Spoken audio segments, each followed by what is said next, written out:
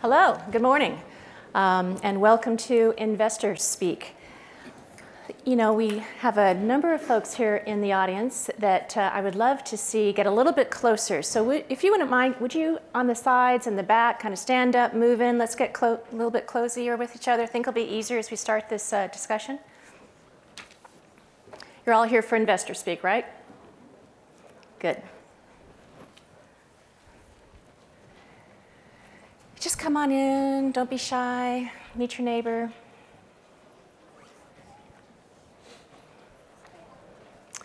Okay, so again, welcome, good morning. Thank you all for coming to this session. Hope you were able to listen to Ryan speak about the last mile. I thought that was very insightful, very interesting perspective, and something that certainly makes me want to go out and buy the book. Here's what we're going to do today. We have about 30 minutes of a panel discussion followed with 15 minutes of Q&A, and I'm assuming there'll be a mic set up for folks who can come up to the microphone and ask questions when it's that time. And with that said, let's get started. First off, I truly believe that everybody in this room is passionate. They're passionate about education, and they're passionate about finding great solutions to big problems in education. And we're extremely fortunate today to have on this panel 4 people who also share that passion, but also are ready, willing, and able to invest capital into those entrepreneurs who have great solutions in the EdTech space. In a minute, I'm going to introduce them. But first, I'd like to just be really clear about what the goals are for this panel discussion. There's really 2. One is to gain their insights on the major factors that they consider when they are deciding what investments to make, when, and how. And the second is to get a better understanding of the trends that they see in private education investments. So even though you've seen their bio in the guidebook, have you all downloaded your app in the guide? Yep, great. If not, you know, in the back of your card, you can figure that out. I'd like to ask each one of the panelists to introduce themselves, say a little bit about themselves, a little bit more about their firm, and then share a significant investment. And you can define significant any way you'd like, in terms of impact or dollars or however you view significant. A significant investment that they made last year in 2018. Okay? So let's start with Elizabeth. Thank you, Kathleen. I'm Elizabeth Chou. I'm a partner at New Markets Venture Partners. I just want to say thank you to Jean and Eileen and the whole LearnLaunch team for putting on another great conference this year. It's been great so far, so thank you for having us. So I've been with New Markets for 8 years. I've been an investor for 15. I really love the education space and have been almost completely embedded in the education space as an investor with my time at New Markets. New Markets is a fund that's been around since 2003. We've raised 4 funds. The last 2 have been exclusively focused on education technology with the backing of some of the great education foundation and thought leadership corporate entities in the space. And so we invest in Series A, Series B opportunities in education. We invest from early childhood through K-12, higher education, and workforce development. Let's see, what else can I tell you about? So our most recent investment that I'm very excited about from 2018 was actually a deal that we did with Geo and the Emerson Collective, and we invested in Learn Platform, which is a company based out of Raleigh, CEO Carl Rectanis. And what this company is doing is really trying to help school districts and colleges and universities rationalize their EdTech buying and understand what they're buying, what they're using, how much money they're spending on it, and in addition to that, really understanding the impact on student achievement. And are the products that are being purchased and used getting to the students in the way that they're supposed to? And are they delivering the kinds of educational returns that are possible? And so we see it as such a great, amazing story of a company that's making tremendous impact and has the ability to scale and make an even greater impact on student lives and student achievement. Thank you. Great. Thank you, Elizabeth. Gio. Hi, George Kane with Emerson Collective. We are an impact organization that does a variety of things, including investing. I focus on the EdTech side. My background is more on the operations side. so working at companies in the space, and came over to investing just a couple of years ago. One of the things I love about it is the ability to actually look across the whole landscape and see who's doing really exciting and potentially impactful work, and get behind them both as an investor, but also supporting them as they define their impact, measure it, and go to market.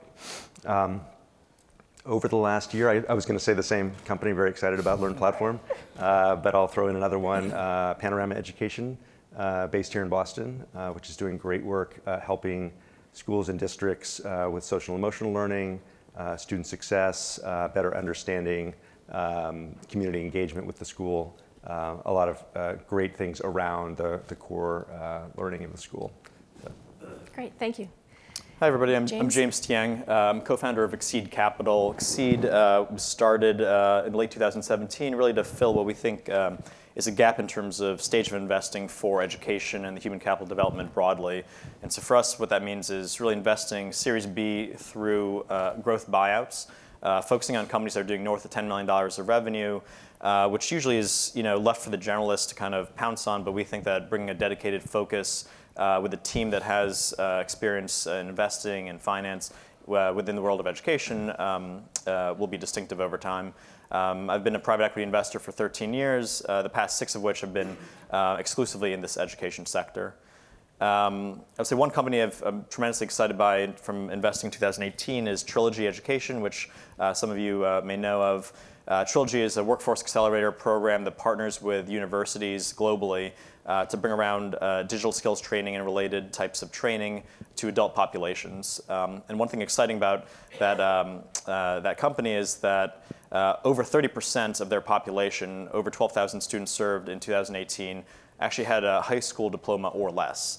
And so I know a lot of people tout sort of metrics like that, but it really means something to deliver high quality outcomes more broadly. Now we want to push that number up, and it takes time, but even doing that 3.5 years after getting started is quite impressive. So that's one that I'm keeping my eye on. Great. Troy. Hi, I'm Troy Williams, Managing Director at University Ventures. If you were in here earlier, you heard my partner speak, which probably gave you a sense of one of the big focuses of our firm, which is workforce development and solving the skills gap. I also invest in higher ed with a particular focus on software and administrative services in higher ed.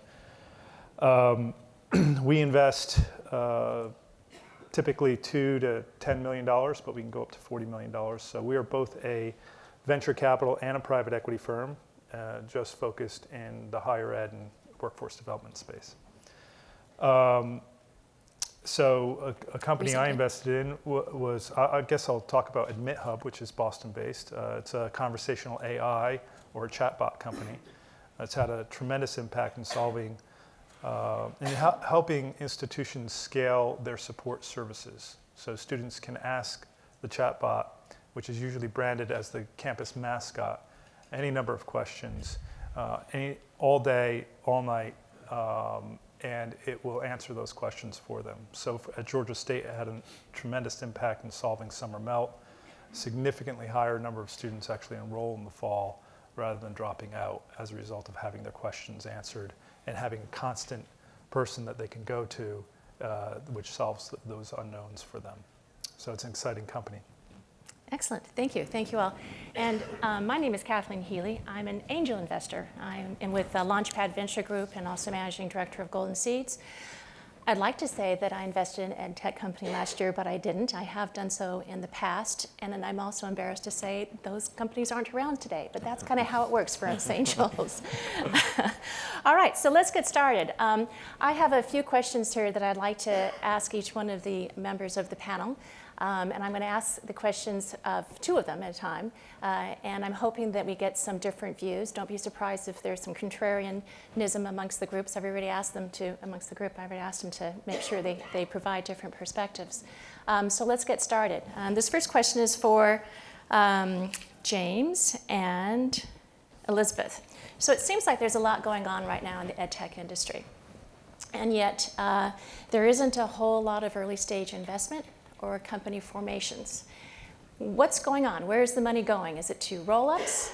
Is it to later stage investing? Where are you seeing the money flow and why? Do you want to start, Elizabeth? Sure. So, I think that the data that we've seen, and LearnLaunch has done a great job in analyzing this, there has been a flow of funds from, even 5-6 years ago that have kind of flowed to later stage opportunities. So when I started at New Markets in 2010, there's a lot of activity in Series Seed, Series A, a lot of in K-12, a lot in higher ed, and I think what many investors, particularly those who were not experts in education, realized was that education is a hard space to invest in, and it takes a long time to grow and mature a company. And so a lot of people got burned by K-12 investments and were very worried about the regulatory environment. And so there was kind of this shift over the last 5 or 6 years of folks who may still be interested in K-12, but now want to see more traction. So they're now where they were, an interested Series A investor. Now they're really like a Series B, Series C, growth capital mindset rather than taking a chance on the earlier stage. So we have seen this, some incubators and angel groups trying to help bridge the gap from traditional seed to a traditional A. There are still A investors. We still do Series A, but even our bar, where we started looking at companies that were doing $500,000 in revenue, we've moved that bar up to about $2 million in revenue to really try to understand, has the company achieved a strong product market fit? So that's my perspective in terms of the shift, and I think you're seeing a lot of folks still be very interested in education, but the regulatory environment from a venture perspective, I think, is a challenge for folks who aren't yet totally used to it or versed in it and understand the entire environment. Great, thank you. James? Yeah, I think 3 observations. I agree with all of that.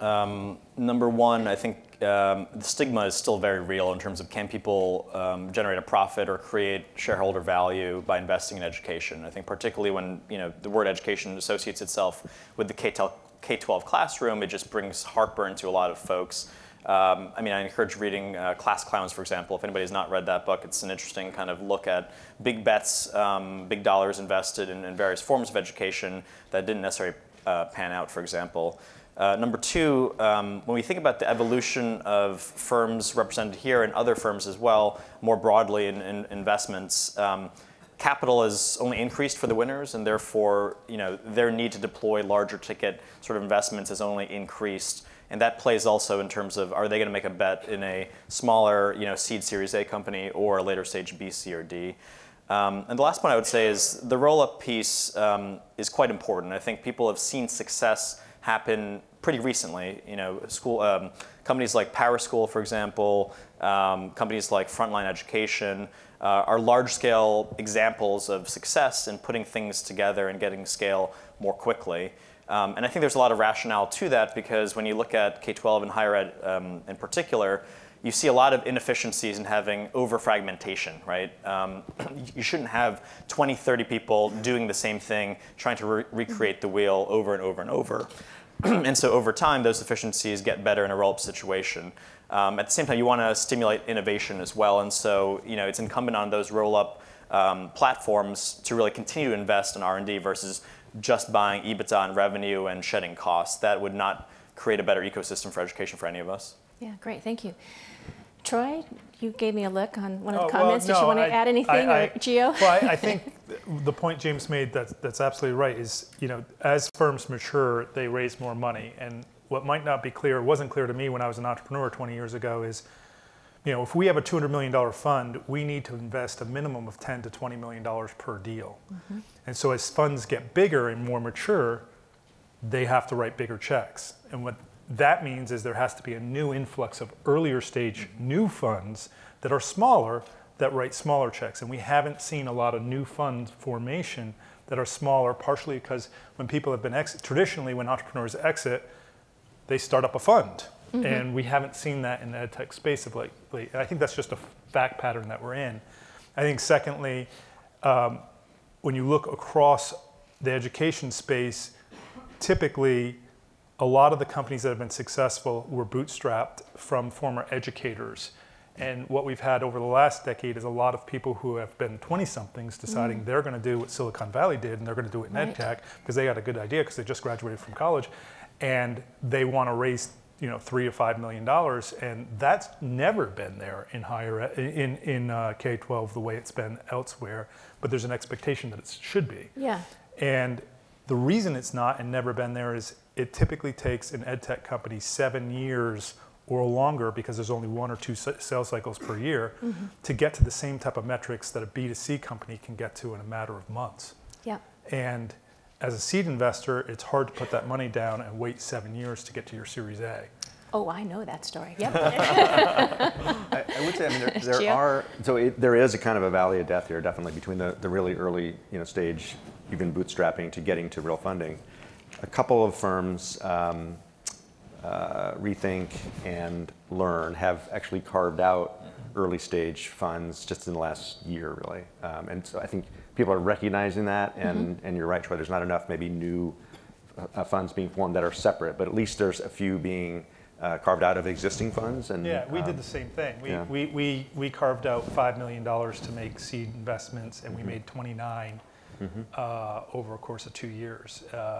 We're not doing it right now. We may do it again, but we stopped doing it. It's just, but there is that valley. That's very insightful and something to think about if you are looking to raise money. Let's turn to a different topic. Gio and Troy, how about technology? What's going on in technology, and specifically with the sweethearts of the day, blockchain, AI, VR? What's exciting for you? What are you looking at, and how does that play into the world of EdTech? Gio, you want to start? Sure. Just to get maybe a little contrarian stuff going here. I mean, obviously we're an ed tech investor, and so we believe that technology has the potential to really make education more, we sort of think of 4 or 5 E's: efficient, effective, engaging, et cetera. But there's no guarantee that it'll do that in a way that's equitable, and so we really look both at the technology and at the business model to make sure that it's not just giving advantage to those who already have it. Blockchain and AI, I think, are both super interesting, and but on the contrary side, I think often those sort of jumping onto that, to those technologies are not really that well connected to how they're actually used by education customers. And just as an example, and I won't name a name, but I saw really awesome VR technology about a year ago. Incredibly immersive. You put the headset on, and you're there in inside a space module or a place that a student couldn't otherwise get to. So it really opens the world in a way that VR has that promise. But then I started asking, like, so what do you need to actually do this? And the headset didn't work with any Apple devices, didn't work with Chromebooks, didn't work with older Windows devices. So, and it's targeted at K-12. So basically there's no installed base of devices that it could actually connect to. And all of this money had gone into developing this great content. And so from somebody who was really excited about the technology, but not well connected enough to the end users in the scenario. So I would say that's like the cautionary thing, is like embrace the technologies, but actually try and figure out what are the use cases and will this apply in the next couple of years, and look for those inroads rather than jumping way out to what could this be 10 years from now. That's what we call an oops, a W2T2. What were they thinking? Yeah. Troy, what's your observations? Yeah, so I'll take them from level of interest to least level of interest from my perspective. And first is AI, and then second would be VR, and then or XR, and then third would be blockchain from my perspective. And specifically looking at the education space, when I look at the last 50 years, I see multiple technology revolutions, and I really believe AI is the next one. Going back to, say, the personal computer, the internet, so personal computer starting in the 70s or 80s, the internet starting in the 90s, mobile phone about 15 years ago, and social being another component of that. And I really think AI is the next one. I think it's going to be endemic. You can't really go back and say, look, when the personal computer launched, you wouldn't have said, look, that's going to change all the things that it's changed. At that time, you would have said, it's going to replace accountants. But no, I remember having a conversation with my dad saying, I'll never have a personal computer in my business in 1990. And, there's no, it was just not seen that was going to be so instrumental to everybody. And I think AI is the same thing. It's going to fundamentally change every industry. It's going to be built into every person's life, into every app they use, into all kinds, because ultimately it makes predictions cheap, and it enables you to shorten the time to make decisions. And so it's going to change everything. We have two companies that are AI focused, AdmitHub, which I mentioned earlier, and PackBack, which uses AI and conversational AI. I'll be quicker on the other two. VR, I think, is going to be pretty relevant in education probably in about 5 to 10 years. I don't think it'll be transformational in the same way quite as fast, but I do think, especially in the trades, and then in kind of some of these examples where you can get inside a cell and really understand a cell, for example. There's a lot of applications that will be compelling. The costs need to come down dramatically, and the faculty have to get comfortable with it before it's actually deployed in a classroom. But it will have a big impact. Blockchain, I'm less convinced of.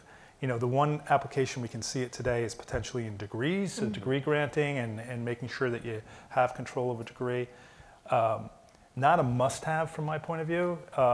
Certainly an improvement, but not a 10x improvement. I'm very interested in it, but I'm just not convinced that will be kind of everything will be blockchain. Yeah, it's a nice tool to have in your portfolio. Great. Did you want to add anything else, Elizabeth or James? I would one point more from like a parent's perspective, where I'm just learning how to be a parent still, is so I think blockchain and AI, for example, are very foundational and arguably more infrastructure that aids a lot of learning and workflow automation.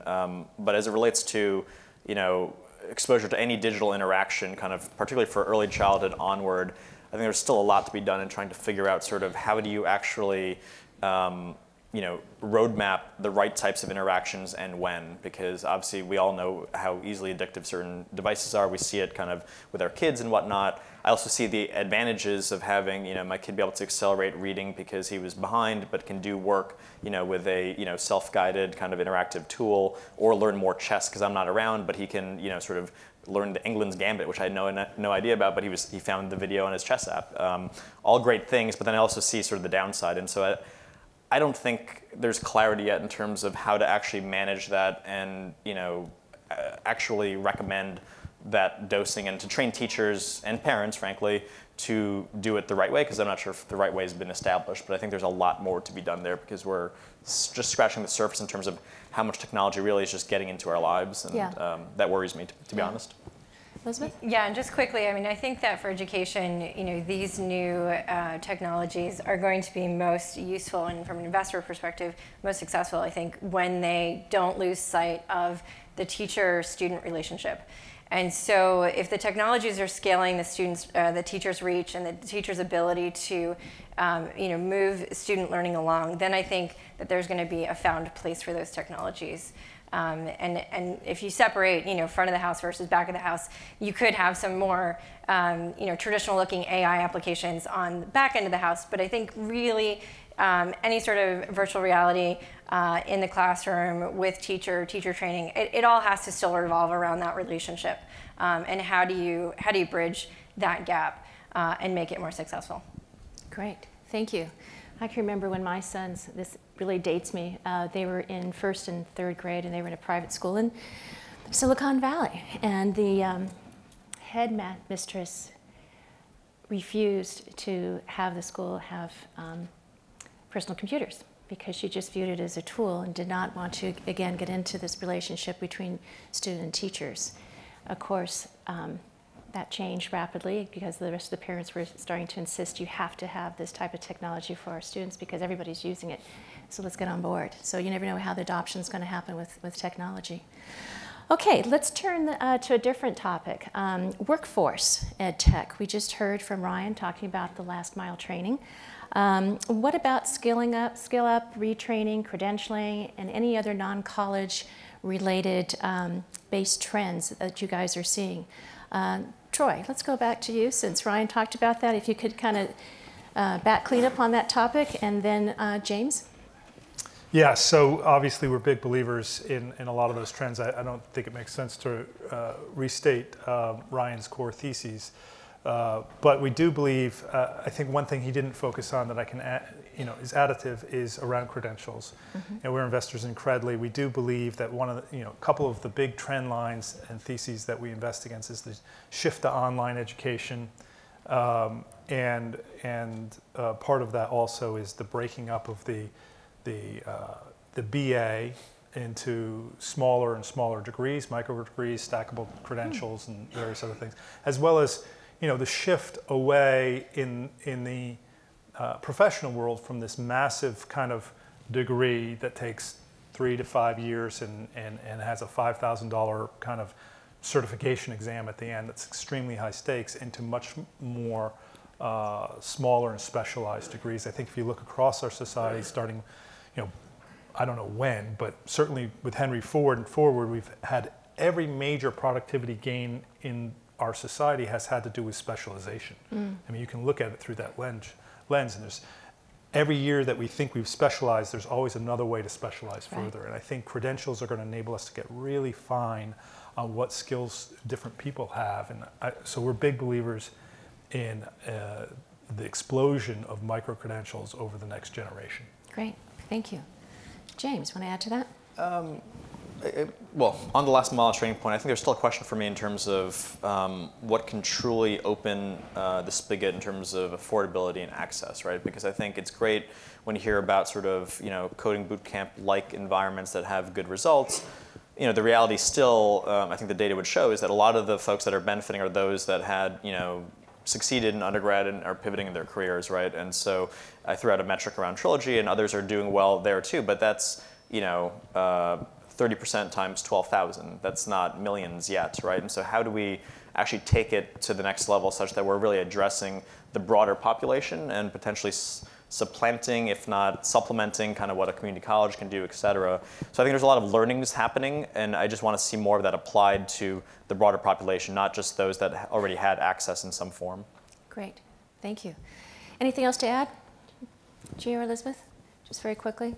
I think there's just sort of increasing, permeability in the barriers between these different categories of K-12, higher ed, and workforce. And so a lot of new models are really interesting in terms of exploiting where things have opened up more for the benefit of learners, especially those who've struggled to work within the traditional categories.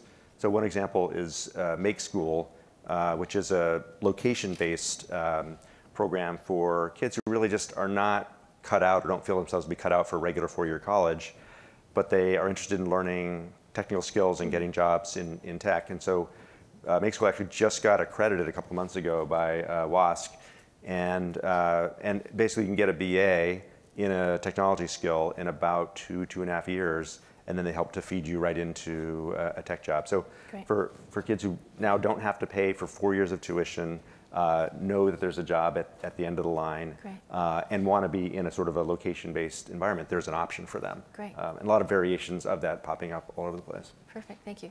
Anything else, Elizabeth?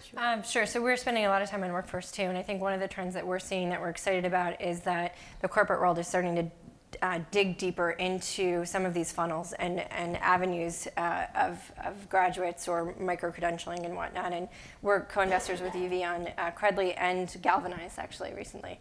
And one of the reasons we invested in Galvanize was because of this burgeoning business line of theirs, partnering with large corporate institutions and retraining a lot of their engineering core staff, and really providing not only an avenue for them for retraining and reskilling, but also recruitment. And so, seeing it from a couple of different angles. Great, thank you. In the interest of time, I'm going to kind of do a quick set of questions for everybody. Let's just get started. Elizabeth, any regulatory issues to worry about? So things that we always keep our eye on is, what's going on with ESSA, what's going on in K-12, federal budgets, state budgets. Things are always in flux. I think one of the things we're encouraged by is, the guidelines in ESSA around more evidence for Title I funding. We firmly believe that our Edtech investments really should prove efficacy, and we're driving towards that all the time. So we think that's a positive trend to continue to follow. So not worried about that. Chou, anything else keeps you up at night in this sector? What are you worried about? I think student data privacy, this is something that everybody should be making sure that their apps and their tools fully protect students and follow all the regulations. Problem is when there are bad actors or hacks or things that happen, it casts a shadow over everything, and you lose sight of the benefits of actually gathering data and being able to use it. So I think really getting the industry, the community to really watch out and follow best practices on data privacy is really important. And James, what do you think about where are the fastest growing markets geographically? What are you seeing real hot spots around the country or around the world? I mean, around the world, I mean, if you're looking for unicorns that have been built and made in short order, I mean, India and China are just the easiest to point to, right? Given sort of large market opportunities, given population size, you've seen businesses go from 0 to $700 to $1 billion of revenue in literally a few years' time. Now, are those good businesses, and are those businesses that will persist over time? Remains to be seen, right? Because the revenue says one thing, but the expense and the way to capture a student, for example, in India, people may not know that it takes having to take a physical person to go to somebody's house to talk to the patriarch or the matriarch at 9 p.m. to convince them to buy that tutoring service, for example, even if it's an online tutoring service, and that costs X dollars, right? So, but that being said, there's just many, many people to go to. And if you have excited venture capitalists and other investment firms supporting those businesses, you can scale up very, very quickly. And so those two markets are the easiest to see, billion-plus dollar companies being built very quickly. Okay, great. Speaking of supporting entrepreneurs, Troy, once you've made an investment in a company, in your firm, what happens next? What type of support should an entrepreneur expect from your firm, or from any of these firms in general? Yeah, well, I think it's different for different firms. So I think that that's one of the key things that an entrepreneur should understand, and entrepreneurs should talk to the existing portfolio CEOs to understand not only what the firm policies are, but also what that individual partner's experience with that partner is like. In my case, as a former CEO and operator, I'm pretty hands-on relative to, I think, most VCs. I'm not too hands-on, I hope not. I mean, I think I'm there as a resource to the CEOs, and some, text me every day, multiple times per day, and about basic issues, and I'm opining on what I would have done in their position. And others, it's much more a light touch and probably just the board meeting and a couple check-in calls on a quarterly basis. Great. I know we're cutting a little bit into the Q&A time, but there's just one last question I'd like to ask the panel. And that is, if you were to give advice to an entrepreneur that was thinking about raising money, what's the best advice that you would give him or her? Elizabeth. So sometimes it's not best to raise money, and that's kind of not to raise money. Yeah, contrarian view coming from my position. But seriously, venture is expensive. And when you take on venture capital, you up the stakes and you create an environment that there's a lot more sort of accountability, scrutiny, desire for quick growth with a velocity. And not that we don't have patience, because we do, but we also have investors that are expecting returns. And so it sort of sets you on this time clock. And so there's all these considerations to take into account and really think about what do you want for your business. And there have been some very successful businesses that have never raised venture capital. Yeah. And sometimes we only laud and hold up the ones that have, and there are plenty of examples of great ones that haven't. And so that would be my advice. Great, thank you. Gio. I mean, I think it's critical to actually develop a relationship before you're at the point of asking for money, because at that point the conversation just becomes about the money, and you really you have to make sure that you have alignment around your goals and the investor's goals. To Troy's point, like, is this a firm that's actually going to help me through the hard times, bring advice? Am I going to join a community of other companies that can share best practices with me, or am I just here for the money? So I think developing a relationship and then understanding what that relationship looks like after the check is written is crucially important. Very, very useful. Yeah. James. For me, self-awareness goes a long way, and so I try to see as much demonstrated self-awareness in a few ways. One is, being hypercritical around your business in terms of what works, but also what doesn't work today and how do you address it. I often go through hypotheticals around sort of, take the business plan, but if X, Y, and Z doesn't work out, what then can you do? What have you done in the past to show me that you are able to maneuver in those situations? And then also, an understanding around sort of how valuation works, right? We often get sort of, well, XYZ company traded for this multiple of revenue. Well, there's a reason why, sometimes good, not so good, but there's reasons why. So understanding how valuation works and understanding how investors generate value over time is helpful in that conversation versus just kind of blanket heuristics that just, may be hard to really have a conversation around. Yeah, good. Troy? Yeah, I would say from personal experience, don't be overly focused on the valuation. I took the best term sheet when I was an entrepreneur in the first .com craze and got two very well-known investors in, both of whom had never invested in my type of company at my stage. And when the .com crash happened, they were gone. And so I would say focus on the best investor for you. You're going to spend 5 to 7 years talking to this person potentially every week. The only person you're going to talk to more is probably your spouse or your kids. Like the person, don't worry on the valuation. I mean, when you actually do the math, somebody said to me, look, I could have a $20 million valuation. You're only giving me an $18 million. I'm like, the difference, if this works, is going to be a few $100,000. What's the difference between being worth $32 million versus $30 million? Not a lot. Like, focus on being happy and working with a person who understands your business, likes you, and you like to be around. That's really important. Yeah. Thank you very much. That was really great advice.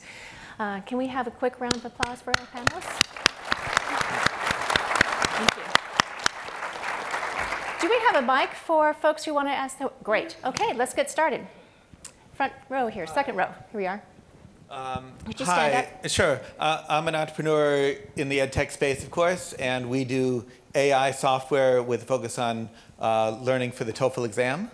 And we're looking to know how do we best engage with you guys, either as mentors or as board members or other ways to build a relationship that could lead to either getting into your network for raising capital or perhaps raising capital through you guys. Who wants to take that one? Elizabeth? So I think just, first meeting at a... Okay. Sorry, I guess I could ask. I think we're probably not a match for you guys. Okay, who would you like to ask? How about Troy or James? This is your one chance. So, look, I think the best way for anybody with that question is to find someone who knows us, preferably a former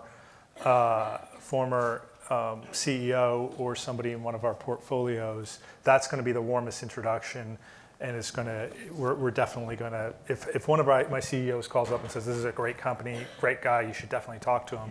Definitely going to talk to that person. But you also shouldn't be afraid to just email it in over the transom. We try to be responsive to even cold emails that come in. And then the final thing is, I think this is different in different firms. We'd rather get to know you a year before you need money and actually see you hit your targets over the course of a year and see you follow through and know that you're not given to hyperbole when you talk about what you've done or what you're going to do. So get to know you, and then like I said a minute ago, you're going to spend 5 to 7 years together. I'm not a big believer and very excited about being part of an auction process where it's like we got 3 weeks, we already got 4 term sheets. I'm meeting you for the first time and I want to check within 3 weeks. I'm like, that's not really me. Yeah. Go ahead and I don't worry about the deals I don't do. I only worry about the deals I do. Great. So Good. I'm not afraid of missing out on deals. Another question back here? Thank you. This is a somewhat related question. I'm Marie Schwartz. I'm the CEO of TeenLife.com. And I'd love your perspective on participating in accelerators and whether or not you recommend entrepreneurs in the room try to apply for those, and if those are sources of investments for you. Be curious. I think they're great, but what's your thought? It's a great way to get started. Well, I'm not going to opine on any one particular one, but I would say some are very valuable. I think the ones that are not affiliated with a academic program are far more valuable. I mean, the ones that are like, hey, we're taking our kids and we're going to push them through an accelerator, it's like, it feels like there's an ulterior motive there. So the ones that have some competition to get in, they definitely can have a network after effect. They definitely can increase the likelihood that you're able to get to angels. It's less likely, we're not really convinced that just because you went through an accelerator program that means, that's not going to convince me one bit, by the way. It's not like, oh, now I got to invest. They went through Techstars or Y Combinator or whatever it is. No, we're going to make the same analysis. But I do think they give you an advantage in refining, hearing the hard feedback that certain accelerators give and the honing that happens. And you build a network of alumni, and there's certain angels who are really closely affiliated. So they can be very valuable, some of them. And I think it's a way to create a warm entree to one of us, right? So if Jean or Eileen calls me and says, I've got this company in our accelerator, I'm going to pay more attention to it than if it was just someone who I didn't know or a cold inbound. And so it does create a network for you that might give you a better shot at having a warm conversation with one of us. And as I look at accelerators, I love LearnLaunch. I love the companies that come out of here.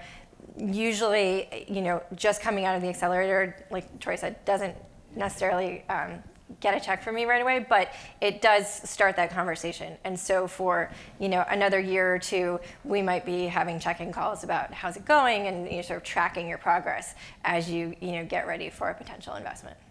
2 more quick questions. What do we have over here? Thank you. But behind you. Can you stand, please?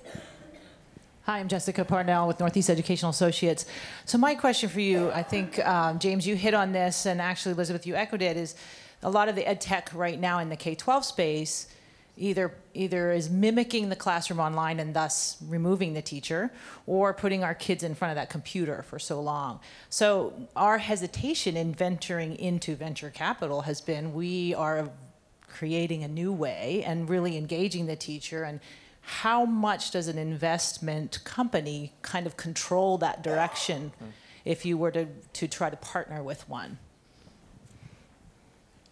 I mean, on a minority basis, it's just the devil's in the details in terms of what governance rights reside for that investor, right? And presumably, if it's early-ish enough in terms of the life cycle, you're not getting somebody who has control rights. And so, generally speaking, there would be limited capabilities to enforce change of direction. Now, they can not fund the next round or not be supportive or be kind of a wishy-washy board member, but that may not stop you from doing what you had set out to do.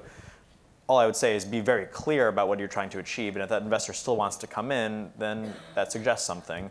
But generally speaking, there will be limited control rights to alter course unless you sign up to a piece of paper that is different from most kind of venture deals. Okay, great. One last question. Where'd the mic go? Yeah. There you go. All right. Hello, Edgar from Mexico City. I'm doing K-12 turnarounds.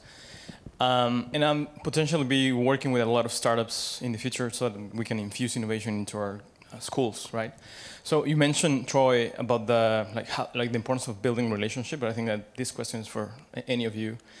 In terms of the relationship building and having conversations with the VCs once per week, for example, how much formality should entrepreneurs expect, or how much discipline, how much how formal should the interaction be so that they can execute without losing a lot of kind of time doing PowerPoints for the report for the VC? Let's take that one. Yeah, Gio?